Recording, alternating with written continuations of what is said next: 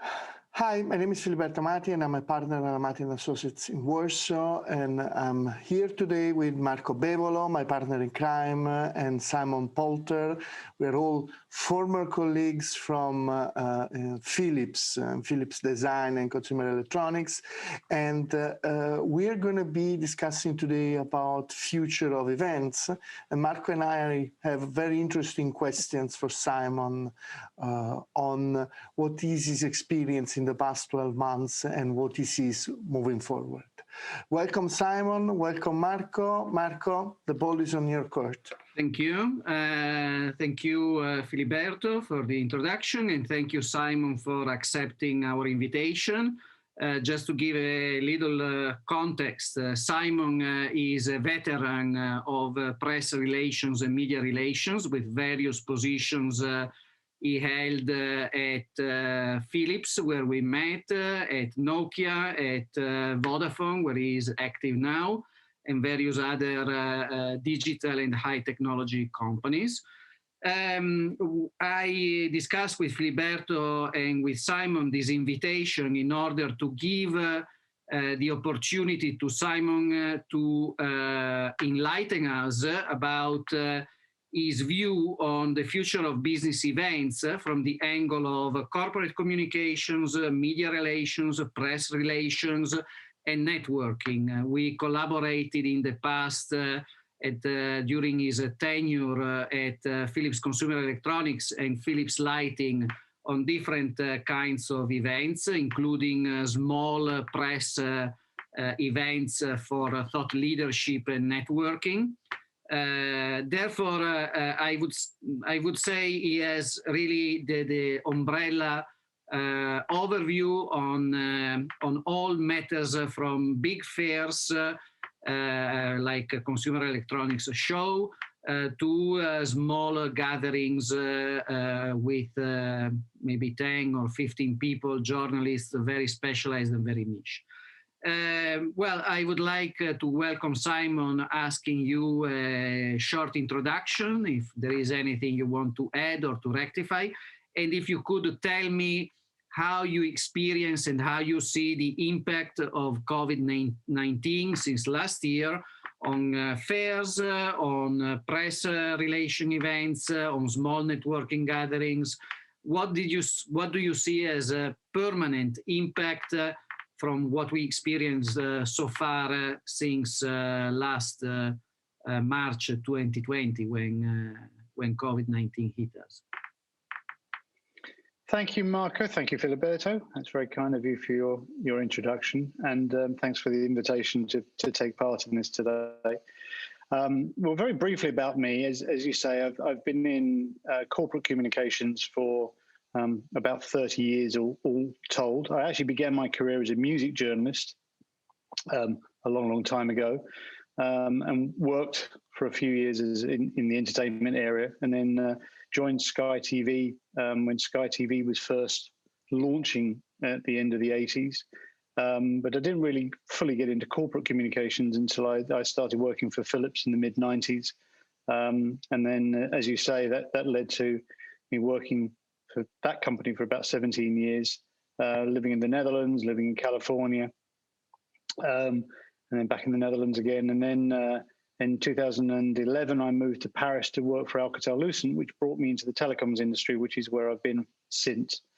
As you say, I've been literally in the last year, I've been working for Vodafone. I actually celebrated my first anniversary earlier this week with Vodafone. So I've seen the technology industry from 2 or 3 different sides as a result of that, both from the B2B side as well as the B2C side. And I think that gives an interesting perspective, I suppose, on the role of events in the marketing mix, but also in I suppose you could call it the general stakeholder engagement mix, which is a horrendous term, but it does kind of cover what we're talking about. Exactly. In terms of COVID-19, I mean, very, very obviously, everything has been impacted by the pandemic, and trade shows have not been absent from that picture at all. And I can talk from, I suppose, the specific experience of Mobile World Congress, which is the biggest event for the telecoms industry, which was, actually one of the first casualties. Normally it takes place at the end of February, beginning of March in Barcelona. And of course, if you think of the timeline in February, March 2020, the pandemic was just starting, and it very, very quickly escalated in terms of major anchor companies, the major exhibitors at Mobile World Congress pulling out progressively, kind of a bit of a house of cards effect. So we've seen the collapse of that side of the event industry. If you look at the statements that have been made by the big events companies like the Informa Group, for example, which I think is one of the biggest in the world, they've had a tough year.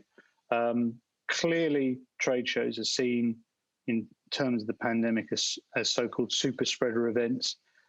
Companies have been very, very consistent, and organizers of these events have been very consistent as well, I should say, to be fair, in upholding their health and safety requirements. So that's obviously been a massive impact. What's happened is that events... Yes, so go ahead. No, actually, I would like to to anticipate a point that we wanted to discuss later, but I think it's interesting also from the perspective of Filiberto. There are two strategies that we could observe in the last year from these trade shows and major fairs, and that's why I interrupted you here, because you elaborated on this sector. There is the strategy of Consumer Electronics Show or Dutch Design Week that went online. So you could experience the event online, and the event was branded and labeled as Dutch Design Week 2020, September, 10 days online, 250 online events. Or there is the approach that was taken by Light and Building in Frankfurt, which, by the way, was the first one to really call off last year, or the second one after the Geneva Motor Show. Milano Design Week called off without any online replacement. And more events, major fairs chose not to be featured online. I would like to also involve Filiberto on this point. Do you see any benefit or any advantage or disadvantage in this fundamental choice to stop and postpone, or stop the live presence and bring online an experience that inevitably is not the same, but it's an experience? Simon, what's your take? And then Filiberto, if you would like to comment. I think one of the issues that's important here is making a distinction between the impact that an event can make digitally and the impact an event can make physically. Sounds a statement of the obvious, I know, but I think it's an important thing that what we saw over the last 12 months has been an emergency response. Companies and exhibitors and exhibition companies have invested heavily in these properties. All the events you've mentioned so far, Marco, have been are big brands in themselves. I mean, there are a number. I mean, we talk about trade shows as being very industry orientated, but the general public knows about the Consumer Electronics Show, for example, the Geneva Motor Show. There are the Earl's Court Boat Show in London, largely because these are events that the public can go to. But they are still quite dominant brands in their own right. So the companies that are behind them have done their level best, I think, to merchandise them as best they can. The companies that exhibit there have, I think, played a constructive game in taking part in them, being supportive of them, and that's just good industry behaviour.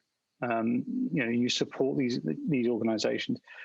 I'm not totally naive to think to not note that in some cases there's politics involved, because of course a lot of these events are organized by trade associations, of which corporate membership is an important political thing. So you could say very, very lightly that these are ecosystems at work, and that they've managed to find a way of keeping their heads above water over the last year. But I think, and this is probably something we will need to explore, I think, is there is a fundamental difference, in my opinion, between digital and physical. And the difference for me is from an exhibitor point of view, what level of engagement are you looking to do?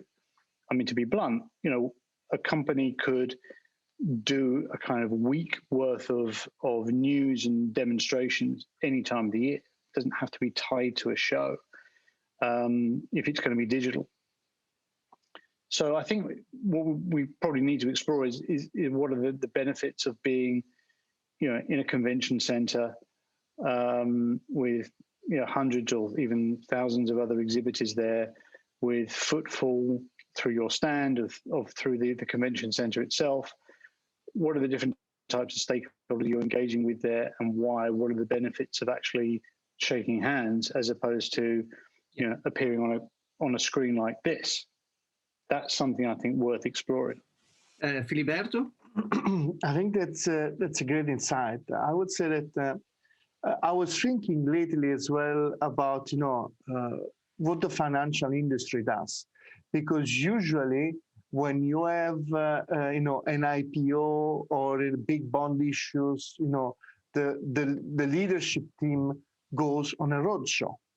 Okay, so they go and meet with smaller group of investors and sell their idea and try to answer questions, and they build an experience basically. Whereas traditionally corporate events are the other way around, in the sense that everybody goes to one place. And I think that's part of the problem, in a sense that if you could manage it and convert it, rather than going everybody to Las Vegas for a week, in a 10 days or a month of experiences, where the novelty, it's online. As soon as CES is open, everybody knows already what products are there. Everybody in the world, consumers, trade press, competitors, distributors, buyers, retail, everybody knows. Okay, so the novelty effect winds up pretty quickly, but there is the experience. And then, I remember that also Philips, actually, I don't remember the event, but when Sense and Simplicity was launched, it was an itinerant, expo of the future. Roadshow, yes. It was a roadshow. So I think that beyond how digital and how physical they are, we also need to think, and I completely agree with you, there are certain things you can't just do on a digital level, besides the Zoom fatigue. Okay. Yeah. But we also need to rethink what the notion of these events are, and the fact that they have been like this until now, it doesn't mean that they should be like this forever in the future. I'm giving you another example in a parallel sense. There is a lot of debate in the press and in corporations, remote versus corporate office. Do you want to work remote? And it's like, it's a continuum with two extremes. It seems that only the extremes are the viable options. Whereas no, there is an infinite number of solutions in between, by the way, where maybe the notion of the office, it's not the big building where, where 10,000 people go to work with, because, by the way, I don't necessarily need to be in the same building with finance if I need to meet finance once a year. Yeah, actually we saw happening in the Netherlands that headquarters are being shut down and already transferred to regional centers where employees are invited to go 1 or 2 days a week.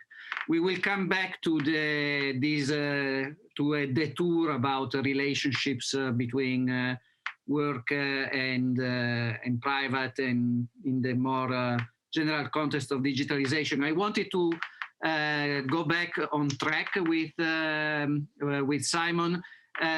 If this is the situation for fairs, do you see a difference with press events, thought leadership events, networking events at a smaller scale for purpose of more targeted brand communication or media relations? I mean, do you see a difference, a different impact of the digitalization? Same impact, no impact, better, more efficient? How do you see this subsector of corporate events? I think there is a there is a difference with smaller events, and let's define what we mean by smaller events. I mean, if you take a big event as being, let's say, a trade show where you will have maybe a big press conference, and then you'll do, you'll have journalists as well as other visitors coming through the stand, talking to your subject matter experts throughout the week. Smaller events typically are more targeted, they're more focused. If that's the case, you probably have to boil it down to what it is you're trying to achieve and what the journalists themselves are trying to get out of it. I think that's the most important thing. And I always come from a very journalistic-centric point of view, not always my own company's point of view, I have to say. Because if you look at the media landscape itself, journalists, in some cases, could not have been happier at not having to go to trade shows last year. Mm. Because if it means going to the big events where they've got to traipse around, a huge convention center, the Funkausstellung in Berlin, for example, is like 27 halls arranged in a wagon circle. Even the Fira in Barcelona is what, 8 halls. That's a lot of footwork you've got to do. Smaller events are obviously more manageable. It depends on what those events are trying to do. I mean, it could be a product launch, it could be simply a briefing session, or it could be a networking exercise. All those things are great, but I think what we've seen over the last year, without doubt, is that most journalists have managed to carry on perfectly normally, doing everything we normally do. If it means they want to know something, they ring us up or they email us. Has anything fundamentally changed because they're not coming to big press events? No, I don't think so at all. And I think one of the things you have to remember here, and this is across the whole spectrum that I know you wanted to talk about of events, whether it's the big events or the small, medium-sized events or whatever. I think we have to think about what journalists themselves are going through. There are fewer journalists in the world than ever before, because a lot of them are ending up coming over to better paid jobs in PR, for want of another example. But also because, we've seen a great deal of attrition over the last few years as digitization has had its impact on traditional publishing. So that means there are fewer journalists out there. So that means that the journalists that are there are covering more beats than ever before. I mean, when I first moved to Paris, I was dealing with the Wall Street Journal's Paris bureau, and there was one dedicated reporter there just for telecoms alone. That's changed. And I think you'll find that's replicated across a number of sectors. There are big newspapers like the Financial Times, for example, that will still have dedication. But generally speaking, you see a lot of attrition going on. And that means journalists don't have the time anymore. if it means them getting on a plane, which means sitting around at an airport for 2 or 3 hours before they actually travel, flying, arriving at the airport, getting in a taxi, going somewhere, that's time spent away from being able to talk to contacts, being able to talk to whoever they talk to at other companies. So I'm being very generalistic here, Yeah. I accept, but I think my experience is that a lot of journalists are a lot more comfortable with the idea that they're not being invited to big events that mean they have to travel. Or if they do, and I can think of 2 or 3 examples just recently where journalists have sort of said, if we go to that, I need to make sure that I come back with at least 4 or 5 good stories. Otherwise, my editor is just not going to sign off on it. And frankly, I've got other things to be doing, and I think that's not journalists being cynical. I think that's just journalists being fair about their workloads, because their workloads are incredibly intense. I mean, they may have lost, a percentage of their colleagues over the last few years that haven't been replaced and won't be replaced, which means they've got to pick up the slack. So I think that is probably one of the important factors in looking at this particular area of, is digital better or not? Whether we get into talking about sort of so-called Zoom fatigue, I know is something we can talk about later. But I think there is certainly a convenience to the way we've gone digital, and I think that convenience hasn't been at the cost of engagement or even stories being broken. In fact, I'd even go on be bold and say I think it's been business as usual to a certain extent. That's exactly the sort of black or white question that I want to ask you, because if you were the organizer of CES or Dutch Design Week, you would know that you needed to do everything different. If you need a transition online, the ticketing is different, the budget is different, everything is different. The experience will be different, and it's a way to make a transition from an in-presence brand, Dutch Design Week, to an online brand, Dutch Design Week. Same brand, debatable, fine. However, if you were, I would like to recall an event where you invited me and you commissioned to me a role as a panelist with a very distinguished UN speaker and a group of maybe 15, 20 journalists and press contacts in Lyon during a specific Fête des Lumières period. Well, I think you and I remember it, and your former secretary remembers it, because my logistics were a nightmare with the tour through Italy and so on. You commissioned to me, so as event speaker, I was commissioned by Philips Lighting, in that case as a client. And it was a setup, very intimate, very targeted, very precise, in presence, a specific hotel or venue in Lyon, a specific setting, a dinner, and all that goes with that work. If you were to commission that event now in your function, regardless of your company, because you had so many you can choose, if you had to commission an event like that, would you make a transition online? Would there be a difference? Because you said the key purpose of the event is what really matters. Would the transition online affect the key purpose of a small networking event like that? I think so. I mean, you would do it online. I remember it, well, a lot has changed. I mean, if the event that you're talking about was a specific setting, so this was the Philips Outdoor Lighting Experience Center near Lyon. It's just kind of like it's like a Disneyland where they show off outdoor lighting technologies.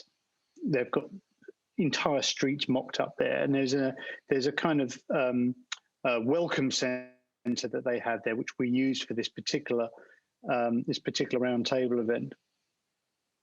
I can't remember when it was, Marco, but I think it must have been around about 2007, 2008, something like that.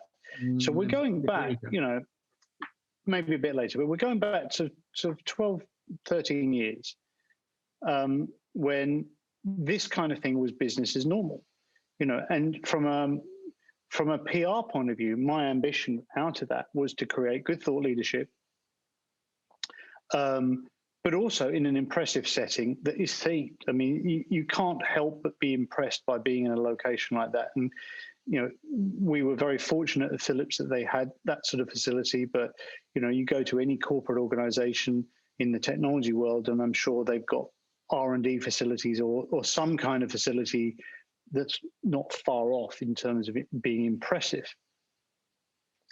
Whether we could do that again now, I don't think so. And the reason I say that is, as much as I would love to, I mean, if the situation came up again in my current company, for example, I think the appetite for that sort of thing has eroded over the last year. Sorry for interrupting. This is irrespective of COVID-19. So COVID-19 has accelerated this process of erosion of interest for thought leadership. Do I understand correctly? I think so. I mean, that's not to say it won't come back. I mean, I think we're speaking now in April of 2021. We're only just seeing in some places, like here in the UK, there are some signs of lockdown being lifted, but there's still a long way to go. We've only just been through one government announcement that, for example, next week shops will reopen again, but there are still restrictions on social distancing. There are still extreme restrictions on travel. There are still extreme restrictions on people going into offices. So life is not normal, and it won't be for a long time to come. I mean, that's fairly obvious. So I think we have to be realistic and say that will these kind of press events come back? I'm sure they will do at some stage. Will they be as enthusiastically attended? That I can't say at this moment in time, because I think we all got to think of, I mean, and I honestly think this, we've all got to think about this from our own individual perspective. If put yourself in the position of a journalist, would you want to get on a plane at the moment? Now, the answer to that is not simple. Some people might say, I would love to get on a plane right now because I've spent a year perched on the end of my bed or in my home office or in my kitchen. I want to see the world outside, and as my job allows me to do that, I'd love to do that. Whereas others are saying, there's no way on this earth that I'm going to get on a plane until I know that I'm going to be 100% safe. That's nothing to do with the profession. That's just human nature. And I think we have to factor that in here, is that I think human nature has changed. Whether it's been changed forever, I think it's too early to say, but I certainly think it has changed. And I think that means that in terms of strategic planning for organizations, we're going to have to think very, very differently going forward. I mean, one big factor actually in saying we have to think differently, we're going to have to budget differently. Mm-hmm. Filiberto, you started to sort of go down this path of looking at the hybrid approach. You no longer have two polar extremes to take into account, that there are hybrid approaches that you need to take. If you're going to be both physically present at an event and digitally present at an event, that takes investment. You don't just put a load of press releases up on your company.com and maybe some pictures and maybe, if you're lucky, some video, and that's it. You have to start creating digital experiences, and that doesn't come cheap. No, absolutely. But then based on what you just said, what do you expect to move either way, in either direction? What do you expect to become and stay digital? And what type of events do you expect to become more digital and stay digital in the long run? Or what kind of events on the other end do you expect to go fully back towards physical? Because it's a trade-off. I mean, COVID has accelerated, but on the other hand, we all have limited budgets, and the budget, it's a cover. Yeah. If you pull it over your nose, your feet are going to get uncovered, and vice versa. So what's your expectation? Well, let me give you one example of something that happened even long before COVID ever came about. Companies, when they do their corporate financial results, have usually a phone call at 7 a.m. in the morning, or before the stock market they trade on opens, where they get all the top financial journalists that cover their sector on that phone call with the CFO or the CEO to talk about that results. No journalist I've ever experienced this said, "Why aren't we doing this in the office? Why aren't we doing this in your auditorium or anything like that?" They're more than happy, because most of them are still in bed. They're more than happy to take part virtually in something as important and as significant as quarterly financial results. It might change when you get to annual results. You might actually do an event, but most financial reporters want to get their news on the wire before the market opens. So we've been doing virtual events for a long, long time before COVID came along. So I think what we're talking here is degrees of scale. If you are going to do, let's say, a briefing on a new technology, there's no reason why you can't do that over a platform like we're talking on right now. The thing that might be an issue is what happens if you're in my old industry, consumer electronics, and you've got products you want to show off and you want people to field them. Now, I did an event in December for the launch of a new smartwatch for children, and we had to do it exactly via this platform. And you would have loved to have been in a room with people picking up the samples. We've all seen those big events that Apple do, where the journalists get to go and play with the products afterwards. We've seen plenty of these kind of big events in the industry. The question you then have to ask is, what do you lose by not having that tactile experience of being able to look and feel at something? Which, and if I to dig into my own journalistic insight, you won't want to just accept the press release as gospel. You won't just want to hear what somebody like me has carefully crafted some words for the CEO to talk about. You want to make your own decisions. You want to make your own judgments. And I think journalists, being the kind of natural inquisitive people that they are, will, I think, sooner or later start maybe agitating towards wanting to be in proximity to the story and not have a sheet of glass in front of them preventing them from doing that. But again, this is going to be, I think, may even come down to a combination of the human factor, how prepared are individuals to put perceivably their own health at risk, and to what extent are companies prepared to do these sort of events, and also from the journalistic point of view, what intensity is there going to come from editors to say to journalists, get out there into the field and go talk to people. We don't need you writing up press releases. We need you doing some proper journalism. And I think these things, and I'm not giving a very finite answer, I know, but I think that's simply because at this stage, there aren't any finite answers. I don't think it's possible to give a finite answer on this. I agree. It's changing, and it's changing so rapidly that, we have an expectation, and then God knows what other vectors happen. But, building on what you just said, and tapping on some other trends that have been accelerated with COVID, I was talking to an executives in wines and spirits recently, and they said, we need people sometimes to try our product. But if they don't come and get their cocktail, we can always send our cocktails to them. Of course, the scale changes. You can do that for 50 people, 100 people. You're not going to do that for 10,000 people. But then it becomes also more of, finding ways of getting more difficult with the television, let's be honest. Easier probably with the smartwatch size-wise.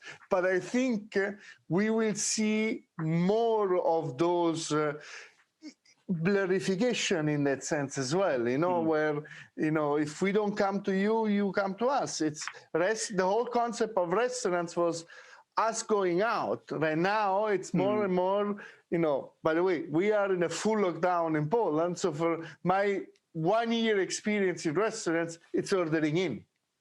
Yeah. But I think one thing that is important to take into account here is, from the corporate point of view, is why you did these events, these physical events in the first place. And I'm not going to be giving any family secrets away by saying that I think in many cases there's a sort of egotistical reason as to why. There's this wonderful English expression called getting bums on seats. And from an ego point of view, there's nothing more satisfying than seeing, a theatre filled up with journalists, hanging on your every word as a CEO.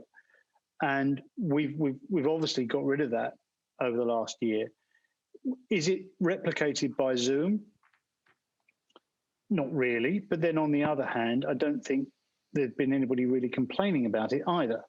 So I think, we're in a situation now where digital is the new reality. To give you a very crass analogy, if you look at the view behind me of vinyl records, vinyl has always been seen as being a little bit of a fad and a bit of a fetish thing. I could listen to any of these albums quite happily on a digital streaming format, and I probably save myself a ton of money in the process. But there is nothing quite like that tactile experience that all vinyl nerds will talk about, of getting the record out of the sleeve, putting it on the deck, putting the needle on the record, and listening to it. And I think there is this is a human nature thing. This is a tactile need that I think could come back, but it's going to take time for people to be comfortable that physical tactility, that presence, is going to be an environment they're comfortable being in. And I think that's why people are going to be just accepting that, whether we like it or not, this kind of medium for engaging with people is here to stay. And that maybe, like with vinyl, it will become one of those things that's nice to do, nice to have. And when it's appropriate, you'll do it. But maybe, for day-to-day media relations, for example, this is the way of doing it. One thing I should say, though, which triggered a thought here, is just look at the broadcast industry, how quickly they switched. Now, given the fact that the broadcasters are, and I'm specifically thinking about television here, it's all about, obviously there's a journalistic integrity involved, but there's also, it's a visual thing. Like, television has to look good. And so having like a breakfast television studio where you've got the anchors sat on a sofa and their guests are on the sofa with them, they switched to Zoom. We've all seen this very same scene, and the same with you two over the last year, of people being interviewed with books behind them. That's television has managed to adapt very, very quickly to that without any kind of desperate. And that's even with the compromise of knowing that, like all of us, their guests are going to be wearing earphones, the connection's going to freeze. All that technological polish that you don't get in a normal television studio has been abandoned, because at the end of the day, getting the story has been most important, and getting whoever they're interviewing on camera has been the most important. Production values have been allowed to very, very deliberately, very consciously slip a little. Not that it's been amateur or anything like that, far from it. But let's face it, production values have changed over the last year in broadcast television. And I think that is another example of just how the changing face of the media has manifested itself. Actually, great point. First action point. I'm really jealous of the David Bowie box set you have at the back. So it's definitely one of my status symbols to put down as a note.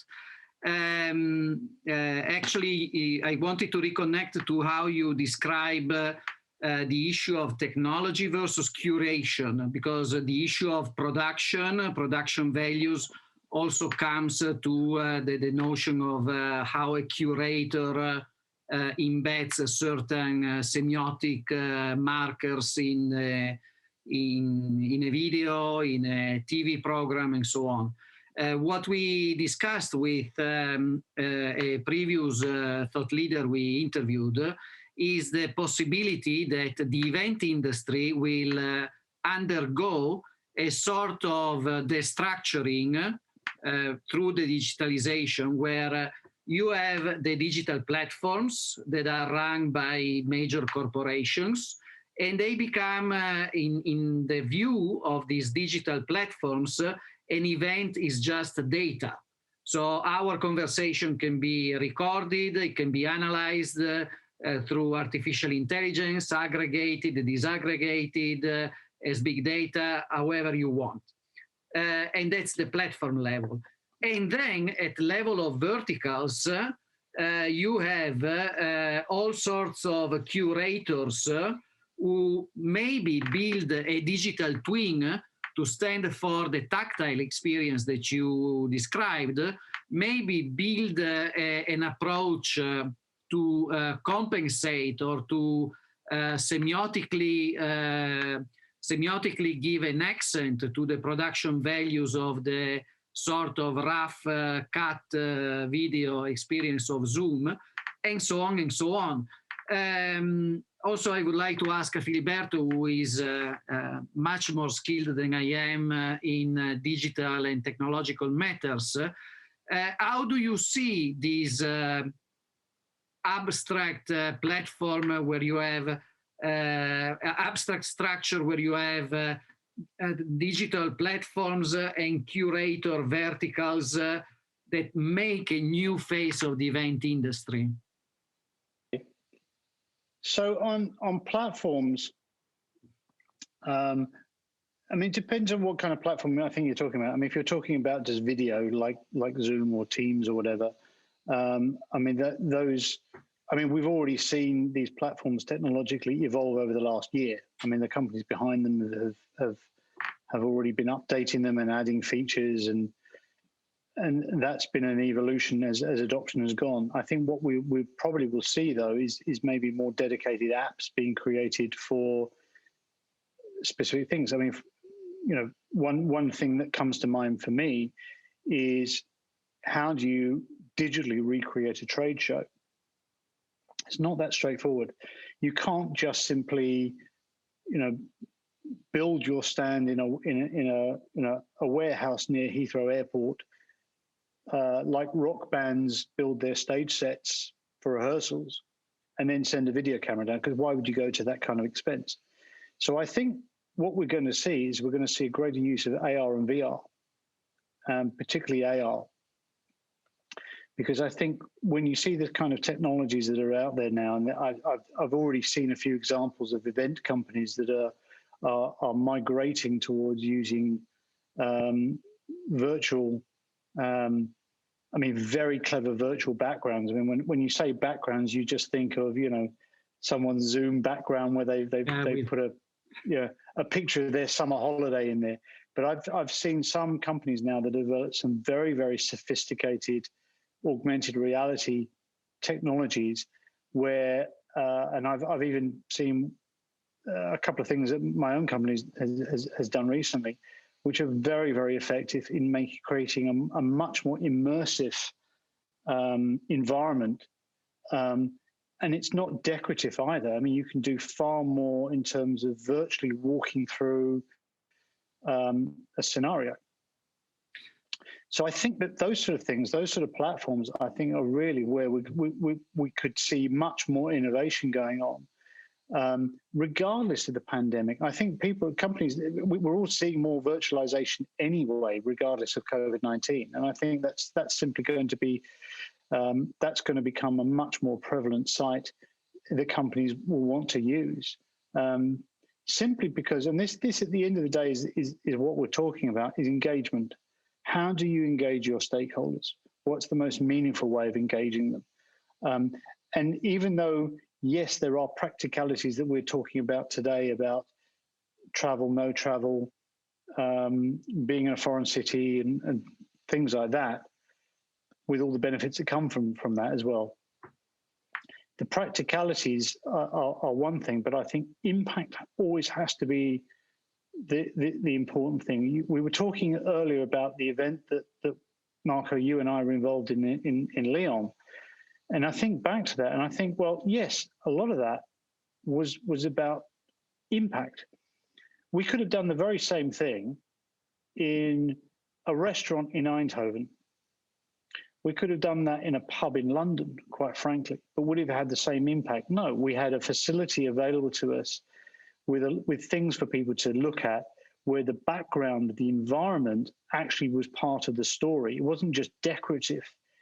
It wasn't suggestive. It was an actual part of the story we were trying to tell.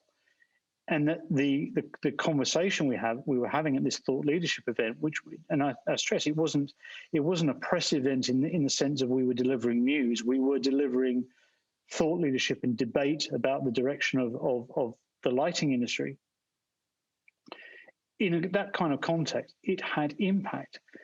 To do that now, obviously we can't do it now because of the restrictions, but you could very easily create something with equal impact digitally and it not look like, some kid's computer game, which is obviously where virtual digital technology can end up going. You can do things incredibly sophisticated, I think, but I think and I'm no technological expert in this area, but from what I've seen of it, we're probably only just at the beginnings of this, which means that, who knows in the future what kind of, sort of virtual environments companies are going to be able to create. It's going to be very science fiction-like, I think. That's just my prediction, and it's a bit of a wild prediction, but you can see that that's where innovation takes you. Yeah. Filiberto, your comment on the technological side? Well, I would say that there are two comments, one on the technology and one on the branding side. I think that I have actually tested a number of platforms for online conferencing as user, as a speaker, as a panel moderator, all in the past year. As organizer, Filiberto. As organizer, you also experimented a lot in your organization. And so, I've seen it from all point of views, and I see even in my experimenting how platforms have quickly evolved and developed. I don't think virtual reality is going to crack it because it is, a second life type of environment. Because at the end of the day, besides the initial thrill, same story with 3D TV, besides 3D movies, nobody's watching ever 3D movies after the second one, okay? And most TVs have a 3D functionality and nobody's watching 3D movies anyway. But besides that initial thrill, I think that augmented reality, it's clear a solution. But I think that there is going to be more drastic change, and where big brands, because CES, it's a big brand, okay? And most of the work they do, it's a year of working for a week of events, okay? And they will move to actually working around the year on digital events and digitally connecting and digital networking, and then maybe creating physical events around the world where they can. Look at business school. Yeah. Okay? Business school, 20 years, 15 years ago, when I graduated from business school, 20 years ago almost, you had to go to the business school, you went to Boston, you go to London, you go to New York, and you attend your classes and so on and so forth. In 20 years, all the leading business schools have opened either partnership or their own locations remotely. So you could attend programs in campuses which are closer to you. And of course, they let you go for a week to Barcelona and New York. But, you know, even INSEAD now has, for more than 20 years, a campus for Asia and a campus for Europe. Yeah. Okay, which, by the way, are two different business schools. So there is some sort of point where building more central, it loses synergies, so you delocalize. And I think this effect with the digital platform, which by the way means that CES could connect buyers and exhibitors and visitors and journalists all year round under that umbrella. And of course, it needs to be defined what part of that experience they want to deliver and how they want to deliver and what technologies they can use for delivering. And I think this is probably one possible future where we go. By the way, everybody's got to win from it. Everybody's got, you know, benefits except for the cities. Exactly. And the derivative industries, which depend on trade fairs and the catering industry, the event organizing industry, and those are all jobs which are not coming back. And by the way, you know, it's a derivative, but we need to understand what we do about it. Yeah. That's exactly where I was connecting to, because we can keep this prototype in mind of the digital platforms that drive data and where events become data in a way, or data gathering opportunity. The verticals that help convey the brand experience, through curation. And these could be startups, this could be young digital event entrepreneurs, the brands that will disaggregate from the yearly calendar to a much more articulated digital calendar, but will retain the value to the consumer, like World Economic Forum made the transition to Singapore this year, but it's always the World Economic Forum. So this is a value chain that in a way it's restructured. There will be changes, but the value chain is somehow intact. However, if we look at some numbers, we see that in Italy, there were the quarter numbers of the first quarter out last week. The fashion sector lost 15% of turnover in the last quarter, and this is seen as a side effect of working at home, not going to events, not buying the jacket, not buying the suit, not buying the shoes.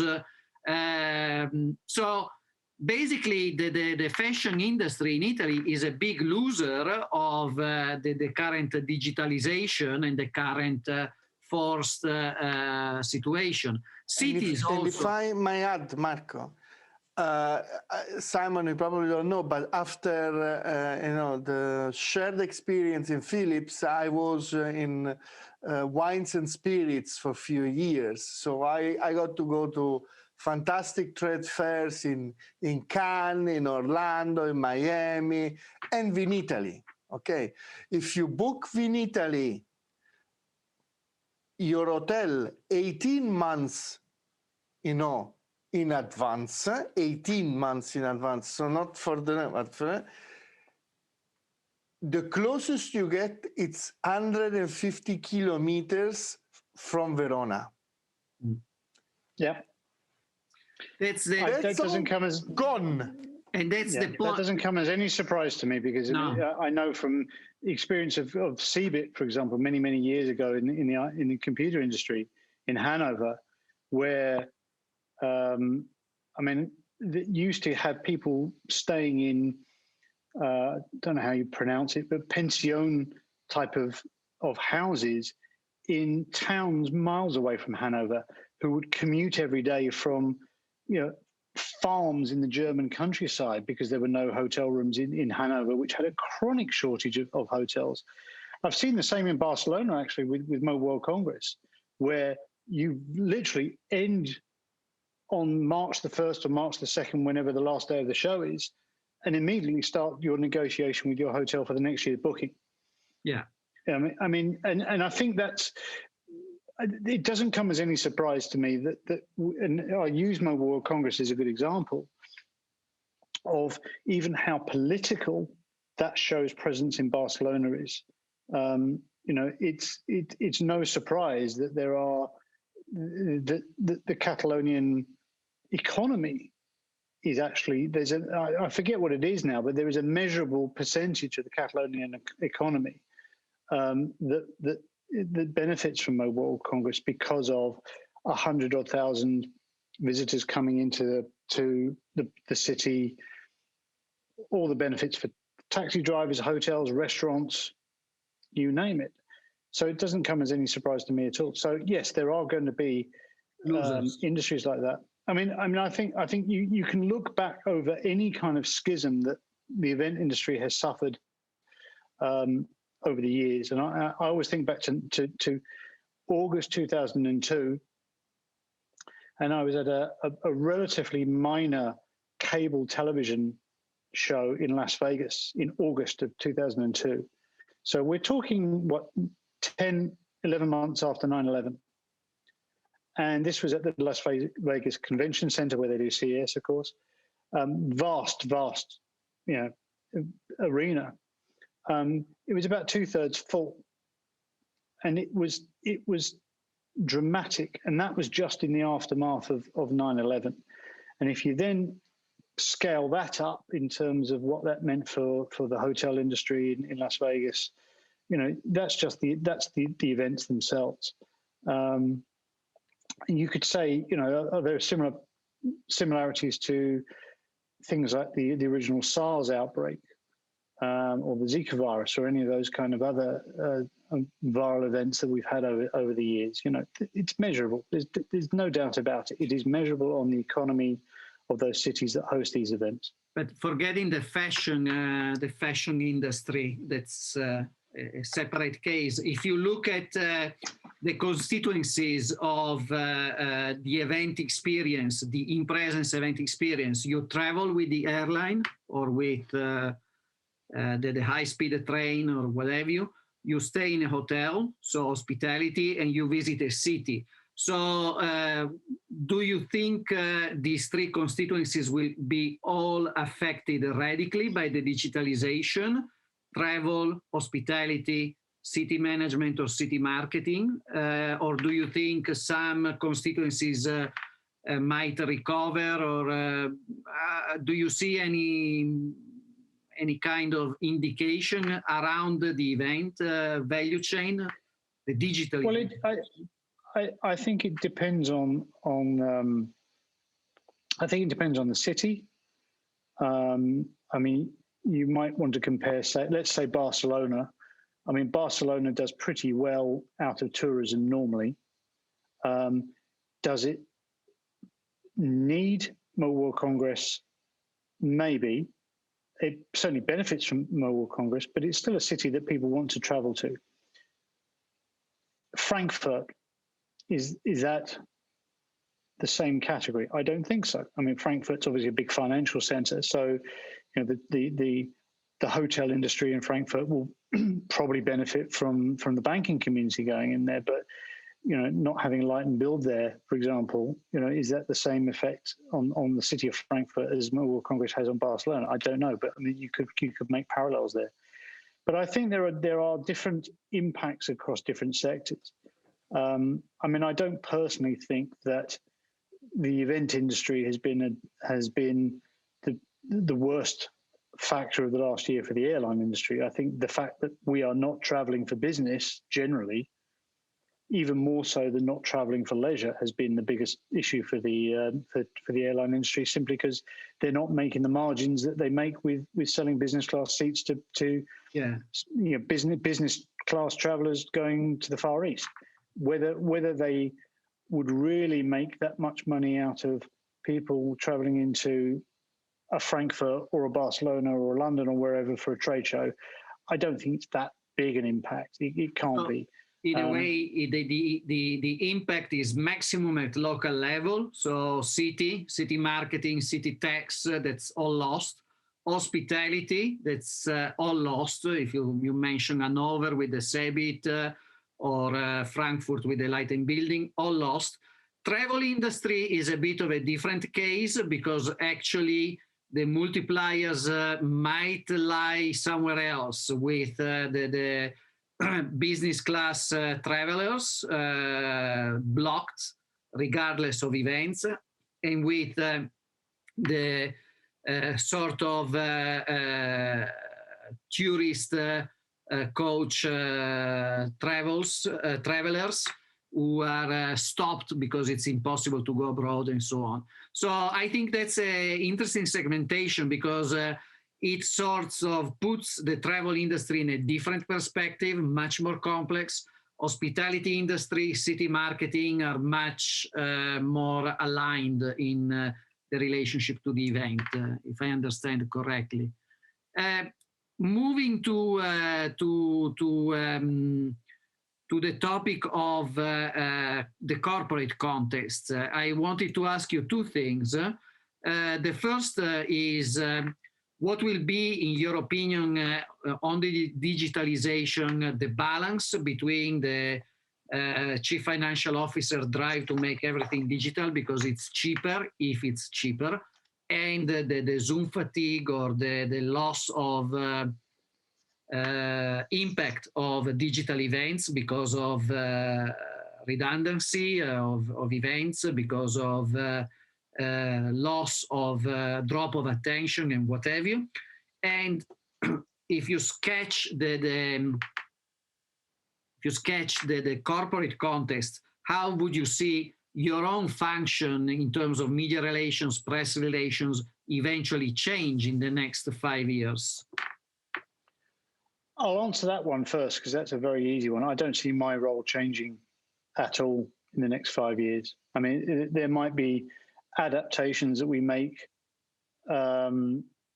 where we're using more digital technology than we were before, but I don't fundamentally think. I mean, I've said this before that I think we still engage journalists the same way. They still will phone us up. They will still email us. We will still email them. We'll still call them up. We will still, when lockdowns are progressively lifted, we are still going to meet after work for a beer to chat. We're still going to have lunches. We'll go back to every other behavior that we used to do. I don't think that in terms of engagement or in networking, I don't think that's fundamentally going to change at all. And yes, we have been restricted over the last year, but those restrictions won't prevent us. Whether journalists will have the time to meet us socially in a professional setting, I don't know. I mean, but again, I don't think there's anything fundamentally different there. I think to your earlier question, though, Marco, on when you look at corporate level, executive level, you could argue that if you are a very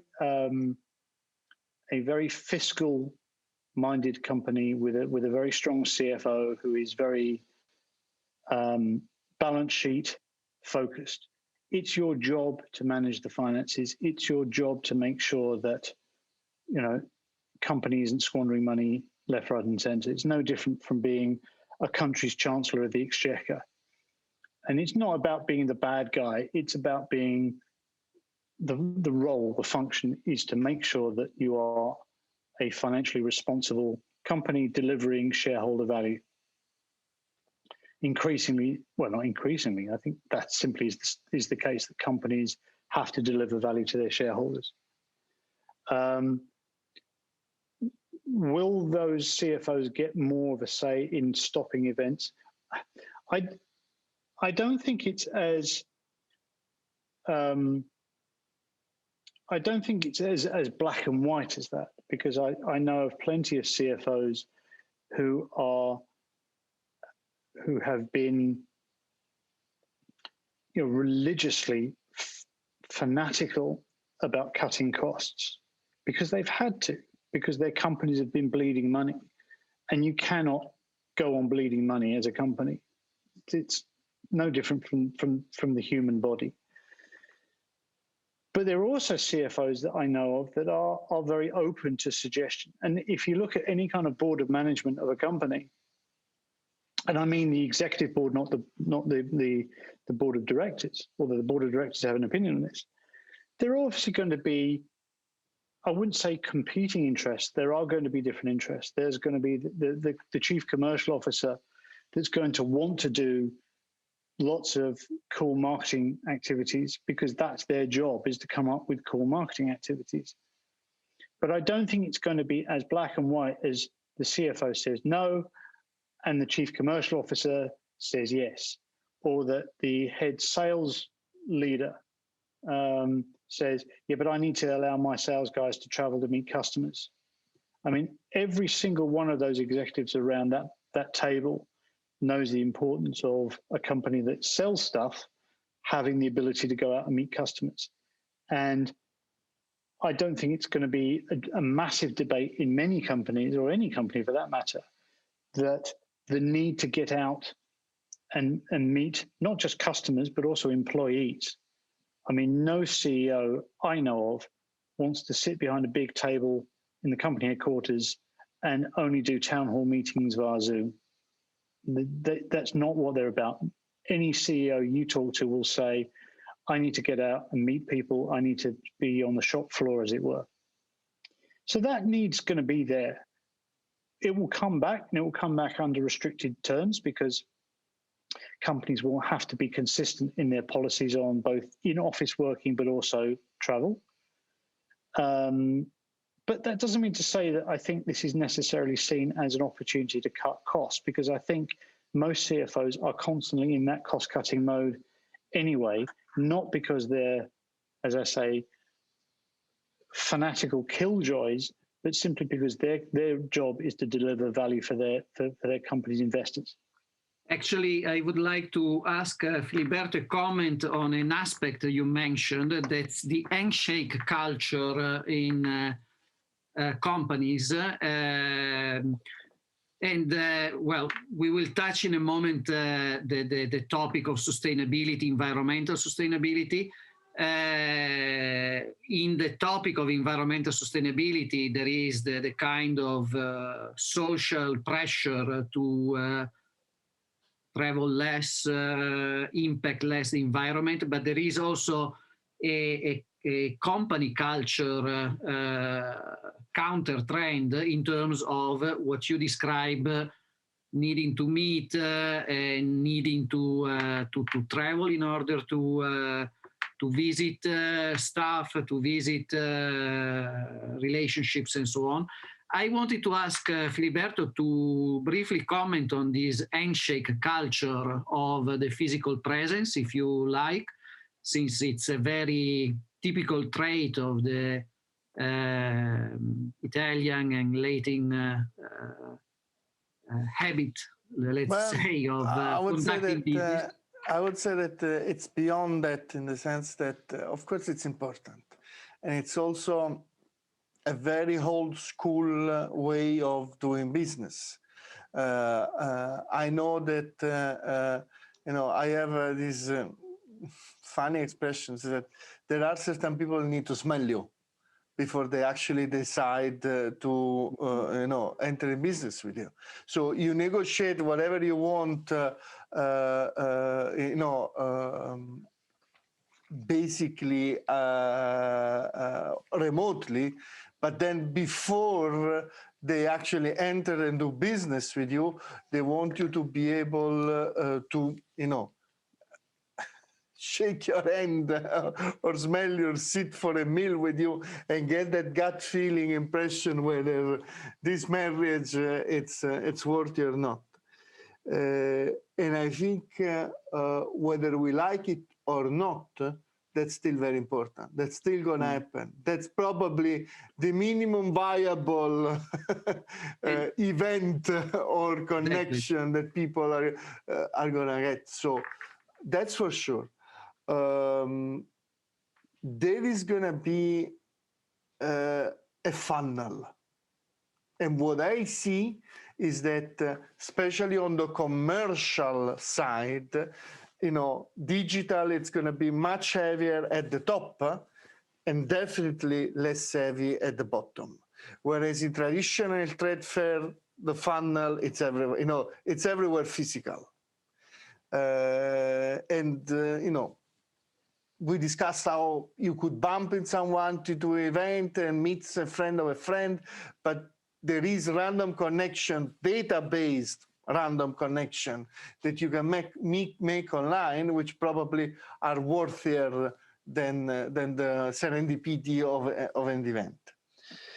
But finally, I will also like to say that at the end of the day, there is going to be, I think,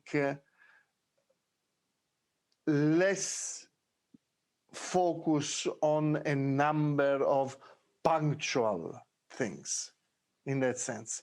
So there is going to be more continuity to the process, which for many, it's going to be difficult.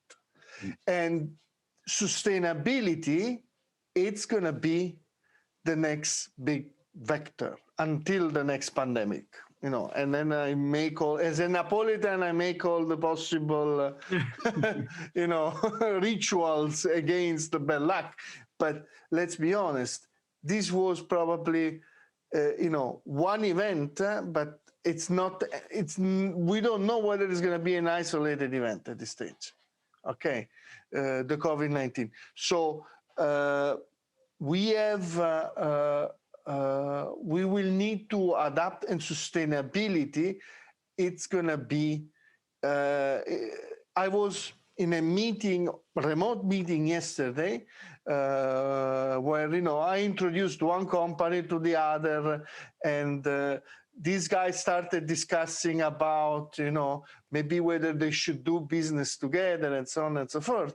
And the millennial company, the third point in the agenda was how sustainable are your manufacturing, and we want to do an audit of your manufacturing before we actually enter any sort of, deal with you. Simon, how do you see these in terms of corporate communications, media relations, events?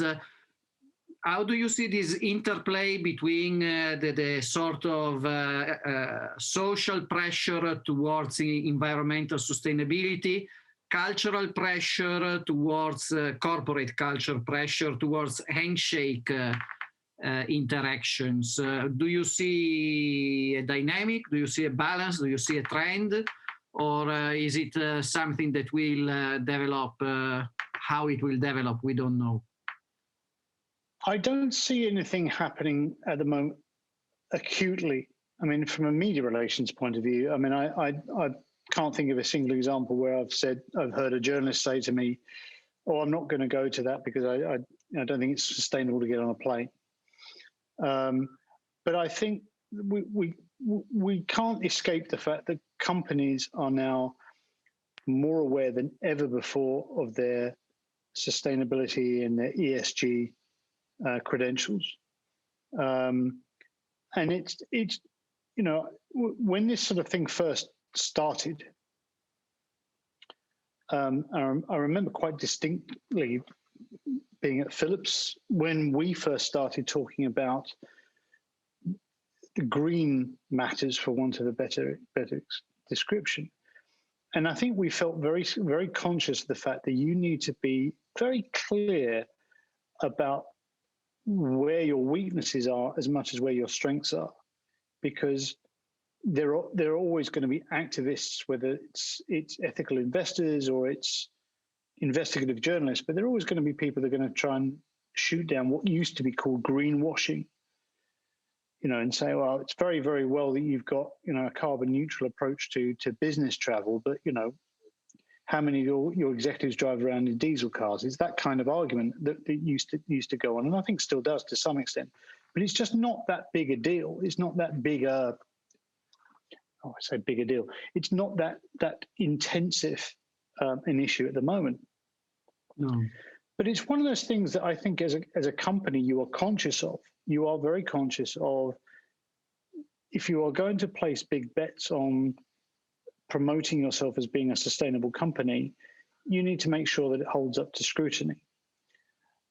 Now, does that mean that trade events and trade shows and press events and things like that automatically go out the window because they will require some travel?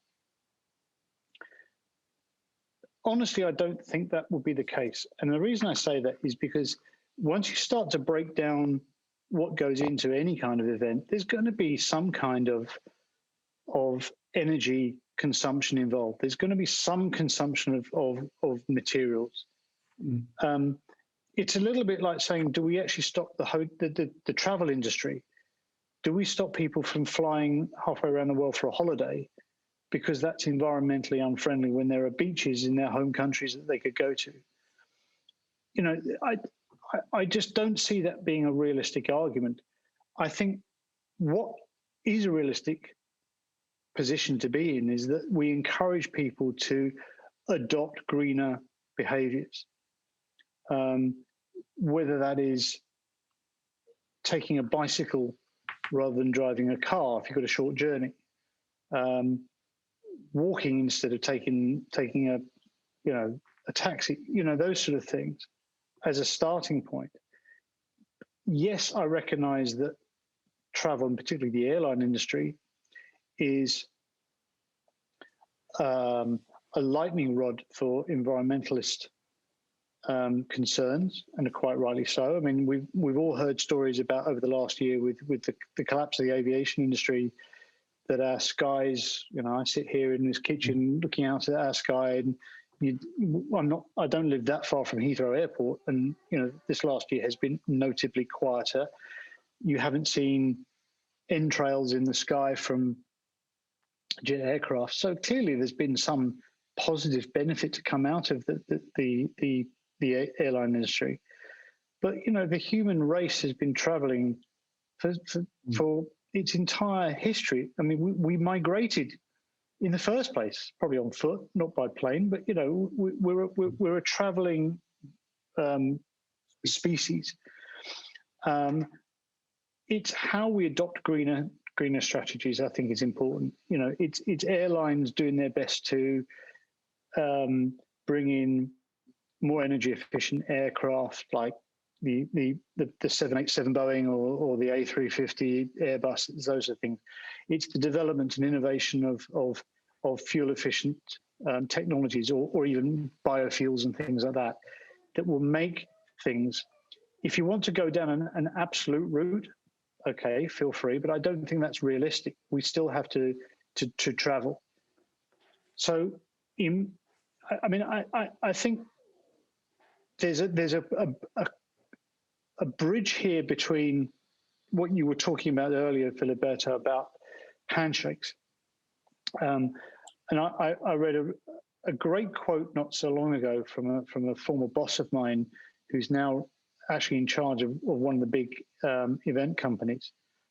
And he's been faced with this very problem of how can you be promoting big trade shows in big cities that have, gigantic constructions that go into them, hundreds of thousands of people flying in both to attend and also to staff them, the catering that goes into it, all the infrastructure and overhead that goes with it.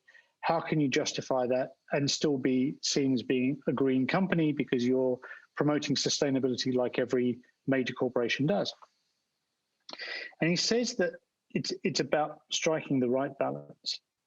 And there was a quote, I'm going to paraphrase here, but he said, digital relationships are very good at sustaining relationships, but they're not good at driving innovation. And innovation comes from physical contact with people, physical engagement with people, being able to show things in person to each other. And I think his point there is that when you can meet somebody in person, you do something to that relationship that is trusting and more effective than digital. Digital serves a purpose, very convenient, cheap, and is to a certain extent quite effective, but it's not the full measure. And I think that's his point, that when you can actually get people together in the same location, ideas can develop faster, ideas can be implemented faster. And if you want to use that as an example of how sustainability can evolve, yes, even innovation in that area can evolve faster when you've got people in the same proximity to each other. I agree. If I may, Marco, I agree. And I would just say that what we need to do as citizens and as a corporation, and, push on governments to stop subsidizing the air travel industry, by the way, because they haven't been innovating in one sense, except for CO2 emission compensation that we pay, by the way, as users of those travels. They haven't been changing the technology because the dominant design of planes, of their engines, is 50, 60 years old now. It's like older than the car, basically. And maybe saying that the way we save the event industry and the corporate event industry and the trade fair with all their derivative, because by the way, if we start closing catering companies at a certain point, the cost of food is going to go up for everybody. That's the simple economic derivative. Maybe that's what we need to do, rather than subsidizing for them to keep sending money to their shareholders. We say, innovate or die. And we let, more innovative form of transport arise, more efficient. And, when my grandfather moved from Italy to Brazil in the 20s, the journey was by boat and it took weeks, No, what maybe that's what we need to do. No, what comes to mind, a friend of mine, Professor Elena Cavagnaro of Sustainable Hospitality, ran a project with, I think, with master students about how to minimize the impact of mini bottles of champagne, of shampoo or bathing foam that you have in hotels. And I was, since I'm a bit, I like to play a bit with the cynical humor, I was a bit cynical about it, like, well, you do a project about the little bottle of shampoo, it doesn't seem, but actually if, and that's where I think the whole argument is going, the value chain needs to entail some forms of travel, hospitality, live presence. The real solution is not to kill, to throw away the baby with the water, as we say in Italy. The real solution is not to kill the value chain. The real solution is to greenify the value chain wherever possible. So if hotels will not impact with the plastic of the shampoo bottles, they will not impact with other elements of their service, if the airline industry will innovate. So that is a movement that is sustainable economically, socially, but at the same time can move towards environmental sustainability with more efficiency and effectiveness. Is this a way to capture it, Simon? I think so too. I fully agree. I think it is about continuing to make improvements, because the alternative is you either go back to the Stone Age and we all live like that, yeah, or we find technological solutions that can make improvements. And you can look at the car industry, you can see the commitments that have been made recently by companies like Ford, Volvo, and others on going electric, fully electric. This is the kind of progress that I think is good. Either we stop activities altogether, or we find ways of making them greener. Yeah. All right. Absolutely. Thank you very much. I would say, Marco, it's a good moment now to release our guest. Exactly. And we wanted to thank you, Simon, very much for your time and your wisdom. I really have a few notes here of the plenty of insights that we're going to be sharing for our research.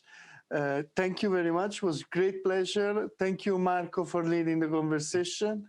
And we'll be in touch soon. And good luck. Thank you. Thank you very much, Thank you, Simon. both of you. Thank you, Thank you. Filiberto. And to the next one. Thank you.